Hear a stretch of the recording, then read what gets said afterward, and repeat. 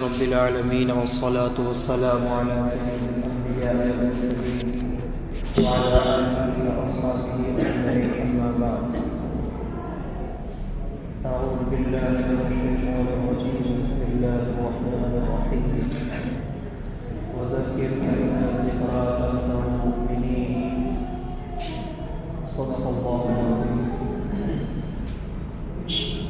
برادران محترم، عزیز و نوجوان، مجھے اور آپ کو یہ کیسے معلوم ہوگا کہ اللہ تبارک و تعالی ہم سے محبت کرتے ہیں؟ مجھے اور آپ کو یہ کیسے محسوس ہوگا کہ کون اللہ کا محبوب ہے، کس سے اللہ تبارک و تعالی محبت فرماتے ہیں؟ تو تین نشانیاں ایسی ہیں کہ جس کے اندر وہ تین نشانی ہوگی، ان تین نشانیوں سے معلوم ہوگا کہ کون اللہ کا محبوب ہے، وہ کون لوگ ہیں جن سے اللہ محبت فرماتے ہیں اور اللہ ان سے پیار کرتے ہیں۔ تو سب سے پہلی نشانی حضور اکرم صلی اللہ علیہ وسلم نے ارشاد فرمائی کہ جب اللہ تبارک و تعالیٰ کسی بندے سے محبت فرماتے ہیں، کسی کو اپنا محبوب بناتے ہیں، تو اس کو دین کی سمجھ عطا فرماتے ہیں۔ خَيْرًا يُفَقِّهُ فِي الدِّينِ، کہ اللہ پاک اس کو دین کی سمجھ عطا فرماتے ہیں۔ اللہ تبارک و تعالیٰ کسی کو مال دے، یہ ضروری نہیں کہ اللہ اس سے محبت کرے۔ اللہ تبارک و تعالیٰ کسی کو دنیا دے تو یہ ضروری نہیں کہ اللہ اس سے محبت کرے۔ اللہ جس کو دنیا دے یا مال دے اس سے محبت کرے یا نہ کرے، لیکن اللہ اپنا محبوب اسے بناتے ہیں۔ اللہ اس بندے سے محبت کرتے ہیں جس بندے کو اللہ دین کی سمجھ دیتے ہیں، جس کو دین کی اللہ سمجھ دیتے ہیں اسی کو دیتے ہیں جس کو اللہ محبوب سمجھتے ہیں اور اللہ تبارک و تعالیٰ اس سے محبت کرتے ہیں۔ دین کی طرف، امت کا درد و غم، قرآن سے محبت، اللہ کے بندوں سے محبت اور قرآن کا شوق اور ذوق اور امت کی طلب اور اس امت کا درد و غم جس کے اندر ہوگا وہ اللہ تبارک و تعالیٰ کے یہاں محبوب ہوتا ہے۔ تو سب سے پہلی نشانی تو یہ ہے کہ جس سے اللہ محبت کرتے ہیں، اپنا محبوب بناتے ہیں، تو اس کو دین کی سمجھ دیتے ہیں۔ دوسری نشانی حضور اکرم صلی اللہ تعالی علیہ وسلم نے ارشاد فرمائی، ان اللہ اذا احب عبدا ابتلا، کہ جب اللہ پاک کسی بندے سے محبت کرتے ہیں تو تھوڑی آزمائش میں اس کو ڈال دیتے ہیں۔ فمن رضی فلہ الرضا ومن سخط فلہ السخط۔ اللہ دیکھنا چاہتے ہیں کہ یہ میرے فیصلے پر راضی ہے یا نہیں۔ اللہ دیکھنا چاہتے ہیں، جاننا چاہتے ہیں کہ یہ بندہ میرے فیصلے پر راضی رہے گا یا نہیں رہے گا۔ تو جب اللہ کسی سے محبت کرتے ہیں تو اللہ اس کو تھوڑی سی آزمائش میں، پریشانی میں مبتلا کر دیتے ہیں تاکہ اس کو جانچ لے اور اللہ تبارک و تعالیٰ اس کو دیکھ لے کہ میرے فیصلے پر راضی ہے یا نہیں۔ فمن رضی، اگر وہ اللہ کے فیصلے پر راضی ہوتا ہے، فلہ الرضا، تو اللہ تبارک و تعالیٰ اس کو راضی کر دیں گے دنیا میں، اور آخرت کے اندر اس کو جنت عطا کر کے اللہ آخرت میں بھی راضی کر دیں گے۔ ومن سخط، جو اللہ کے فیصلے پر ناراض ہوا، بوکلا گیا اور گھبرا گیا اللہ کے فیصلے پر، فَلَهُ السَّخْطُ، تو اللہ تبارک و تعالیٰ بھی اس سے ناراض ہو جاتا ہے۔ سیدنا بلال رضی اللہ تعالیٰ عنہ سے کسی نے معلوم کیا کہ آپ تو توحید کو ماننے والے ہیں، آپ تو ایک اللہ کو ماننے والے ہیں، آپ تو ہر وقت اللہ اللہ کی صدائیں بلند کرتے ہیں، تو پھر یہ اتنی آزمائش اور اتنی پریشانیاں اور اتنی مصیبتیں کیوں؟ سیدنا بلال رضی اللہ تعالیٰ عنہ نے جواب دیا کہ جب آپ بازار جاتے ہیں، مارکیٹ جاتے ہیں، برتن خریدتے ہیں، تو آپ برتن کو بجا کر دیکھتے ہیں کہ اس کے اندر مٹی اچھی لگی ہوئی ہے، خراب لگی ہوئی ہے، چیک کرتے ہیں۔ تو اللہ نے مجھے بھی چیک کیا ہے، اللہ نے مجھے بھی چیک کیا ہے۔ ان آزمائش اور پریشانیوں اور مصیبتوں کے ذریعے سے اللہ نے مجھے چیک کیا ہے۔ یہی وہ بلال ہے جب حضور اکرم صلی اللہ تعالی علیہ وسلم معراج گئے، اللہ نے اپنے پاس بلایا،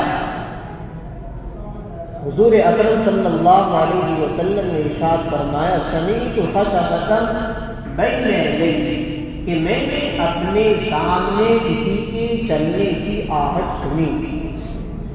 میں نے جبریل سے پوچھا، جبریل یہ کون ہے، یہ کس کی آہٹ مجھے سنائی دے رہی ہے؟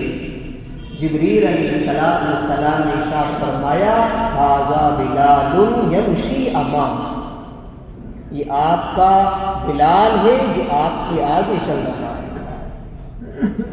حضور اکرم صلی اللہ تعالی علیہ وسلم جب معراج سے واپس لوٹ کر آئے تو آپ نے پوچھا، بلال وہ کون سا عمل ہے کہ جس کی وجہ سے تم چلتے زمین پر ہو آہٹ تمہاری جنت میں سنائی دی؟ یا رسول اللہ آپ نے تو بتایا تھا۔ ہاں میں نے کیا بتایا تھا؟ فرمانے لگے، یا رسول اللہ آپ نے بتایا تھا کہ ہر وقت باوضو رہا کرو۔ میں ہر وقت باوضو رہتا ہوں، جب بھی وضو ٹوٹ جاتا ہے تو دوبارہ نیا وضو کر لیتا ہوں، اور اس کے ساتھ ساتھ 2 رکعت نفل بھی پڑھ لیتا ہوں۔ یا رسول اللہ یہ میرا عمل ہے، یہ وہی غلام ہے، یہی بلال ہے کہ رنگ کے سیاہ ہیں، لیکن اللہ تبارک و تعالیٰ نے جب اٹھایا تو ایسے اٹھایا کہ چلتے زمین پر ہے اور قدموں کی آہٹ جنت میں سنائی دی۔ تو دوسری نشانی اللہ کے محبوب کی یہ ہوتی ہے کہ اللہ تبارک و تعالیٰ ان کو آزمائش میں مبتلا کرتے ہیں کہ میرا بندہ میرے فیصلے سے راضی ہے یا ناراض ہے۔